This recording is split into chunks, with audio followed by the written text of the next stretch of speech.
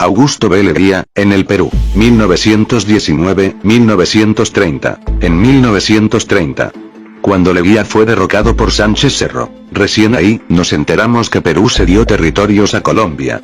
Perú, fue presionado por Estados Unidos para firmar dichos acuerdos con Colombia, todo lo que ocultó el gobierno del oncenio de Leguía. Modernizó Lima, construyó Plaza de Armas, Palacio de Gobierno, Palacio de Justicia. Sin embargo, lo hacía endeudando al Perú, deuda que algún día destruiría nuestra economía. También dio íntegramente la explotación de nuestros recursos naturales a los Estados Unidos, a cambio de los préstamos que le daba a Perú. Recordemos este cartel que llenaba de falsas esperanzas a los tacneños y ariqueños. Tened confianza, seréis peruanos.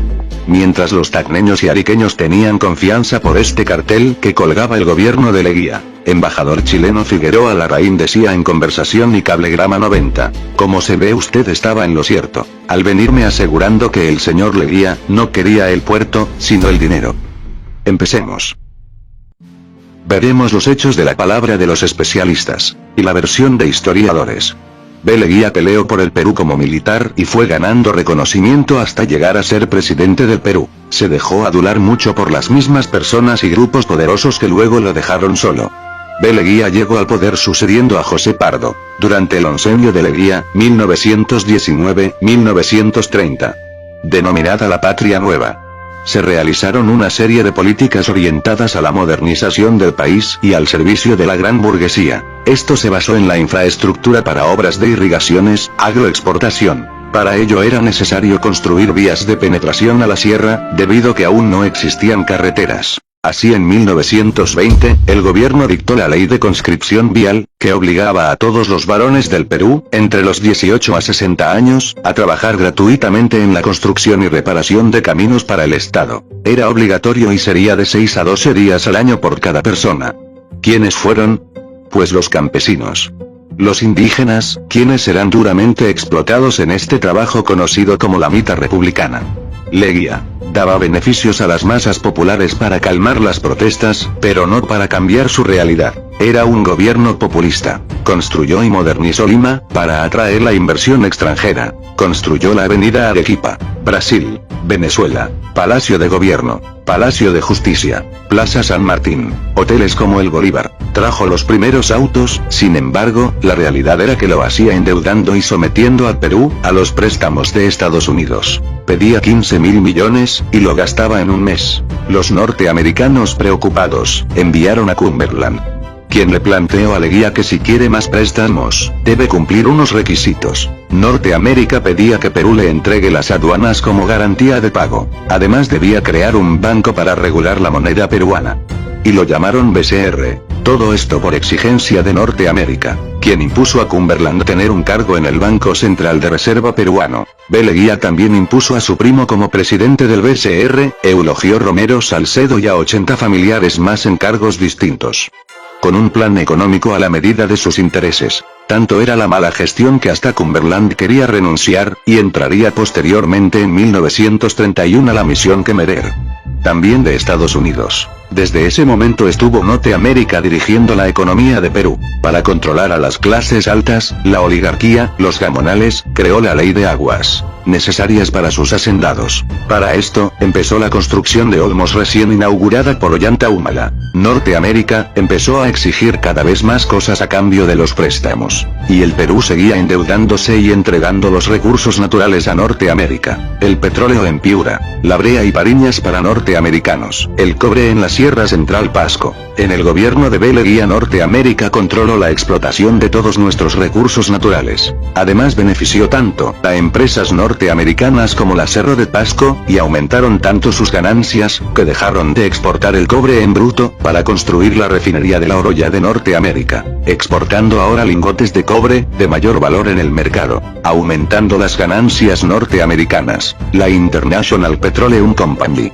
más conocido por PPK como la IPC, empresa de petróleo norteamericana, que no pagaba impuestos por exportación, no pagaba impuestos por extracción, y hasta el suelo de Perú era norteamericano. En el famoso acuerdo, el Laudo de París, firmado por Leguía y Estados Unidos, puso fin al problema de las fronteras. Escriben así historiadores simpatizantes de Leguía. Sin embargo, la realidad era que lo hacía cediendo territorios que ponían al Perú en desventaja, como el Tratado de Salomón Lozano en 1922. Tratado acordado en secreto por los ministros de Relaciones Exteriores de Perú y Colombia, Alberto Salomón y Fabio Lozano respectivamente, ratificado en 1927 y mantenido oculto hasta 1928, desde el río Caquetá, al río Putumayo y el trapecio amazónico, que eran de Perú, ahora serían de Colombia por imposición de Estados Unidos. Ya que Estados Unidos quería compensar a Colombia, por el Tratado Urrutia-Thompson, donde Colombia perdía su provincia de Panamá, donde Estados Unidos pagó una indemnización a Colombia por $25 millones. El tratado fue firmado en 1914, en contra de un sector de colombianos. Nadie se enteró del Tratado de Leguía, recién fue publicado en 1930, cuando fue derrocado. Tanto era el dominio norteamericano en Perú, que presionaba a Leguía ceder nuestro país a Colombia, y este obedecía por la presión del préstamo, aumentando la deuda externa que algún día destruiría nuestra economía. Además, Leguía vendió Arica a Chile por $6 millones. El tratado fue firmado en Lima el 3 de junio de 1929 por Rada y Gamio Figueroa Larraín.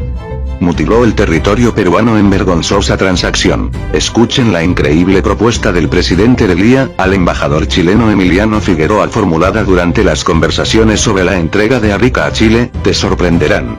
Le propongo en definitiva lo siguiente: la entrega por parte de Chile de 6 millones en vez de 2. El New York Times informó el 4 de junio de 1929 sobre la venta de Arica a chileno por $6 millones.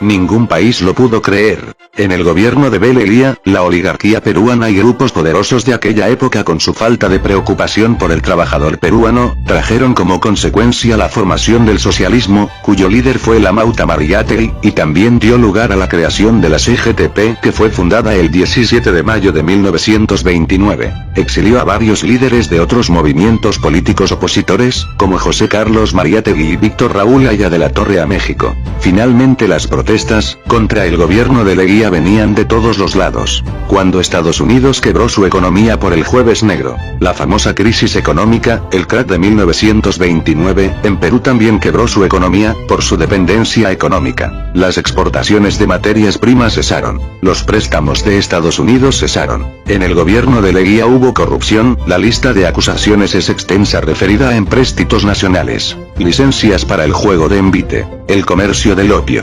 El Perú sería testigo de las barridas policíacas periódicas de fumaderos.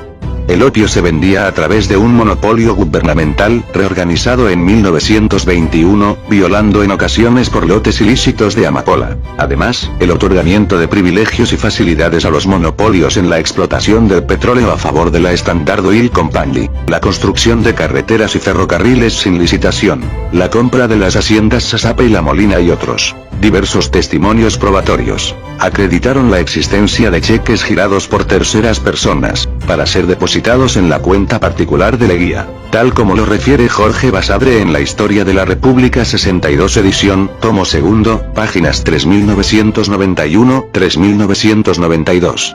Uno de los testimonios que sirvieron de base para la sentencia contra Leguía fue el documento publicado el 7 de enero de 1931 y firmado por los contadores Daniel A. Carlín y Luis de Mederos. El tema da para más y aunque sus amigos han tratado de demostrar lo contrario, lo cierto es que la tiranía de Leguía de 15 años fue arbitraria, corrupta y entreguista. La crisis del oncenio fue aprovechado por la oligarquía quienes apoyaron a Sánchez Cerro, militar que ejecutó el golpe de estado. El comandante Bueno pasó a expresarse en un tono bastante más moderado. Señor Leguía, el capitán no interpreta bien el pensamiento de nosotros. Tenemos por usted consideración y respeto. Ha vestido el uniforme del soldado y defendió la patria. Pero está rodeado de un grupo de sinvergüenzas. Señor Leguía, los oficiales de la guarnición de Lima consideran que ha llegado el momento de que deje usted el poder en manos de una junta militar que tenga la confianza de ella. La expresión de Leguía cambió. Era como si por fin se diera cuenta de su situación. La ciudad y el país seguían durmiendo. Leguía fue arrestado y acusado de malversación de fondos del gobierno. Permaneció en confinamiento en el Panóptico de Lima, y murió en un hospital naval el 6 de febrero de 1932. Los políticos opositores se ensañaron con Leguía. La oligarquía y grupos poderosos cobraron venganza al ser desplazados por Leguía. Lo cierto es que el poder corrompe y más si te dejas llevar por los aduladores. Y son los grupos poderosos, los más aduladores para pedir favores. Juzguen e investiguen ustedes. Esta es la versión y opinión de los historiadores, investigadores, que han hecho de dominio público sus descubrimientos. Vean sus referencias. Investiguen. Un pueblo que olvida su pasado, está condenado a repetirlo.